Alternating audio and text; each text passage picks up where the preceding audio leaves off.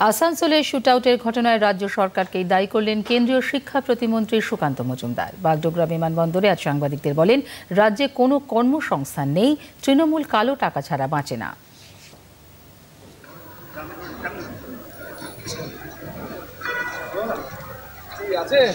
দেখুন, এই তো বিরাট বড় চক্র, শুধু একজন দুজন নয়, আরো অনেকে জড়িত আছে। জ্যোতিপ্রিয় মল্লিক থেকে শুরু করে তার যে পুরো টিম, আরও আমার মনে হয় বেশ কিছু লোক, এমনকি শিলিগুড়িরও বেশ কিছু, আমি খবর পেয়ে, যেটা আমার কাছে খবর আছে, একজন চালকল মালিক, মানে যে চালের ব্যবসা করে, এরকম লোক শিলিগুড়িতে একজন আছে যে জ্যোতিপ্রিয় মল্লিকের হয়ে কাজ করে।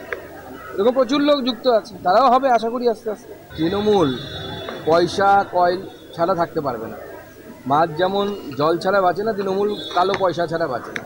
সেই পয়সার জন্য তো কয়লা লাগবে, আপনার গরু লাগবে, গরু পাচার, কয়লা পাচার। আমাদের আজকে এখানে কর্পোরেশনের ডেপুটেশন আছে, ঘেরাও আছে, আমাদের জেলা সভাপতির নেতৃত্বে করবে। আমি তো শুনে অবাক হয়ে যাচ্ছি যে ডেপুটি মেয়রের নাকি 1,500 কোটি টাকার সম্পত্তি, যেখানে টাকার অভাবে শিলিগুড়ি কর্পোরেশন কাজ করতে পারছে না নাকি, টাকা নেই নাকি? ডেপুটি মেয়রের 1,500 কোটি টাকার সম্পত্তি হয় কি করে? মানে শিলিগুড়িতে কি এরকম কোনো শিল্প আছে যে শিল্পের মালিকদের 1,500 কোটি টাকা থাকতে পারে?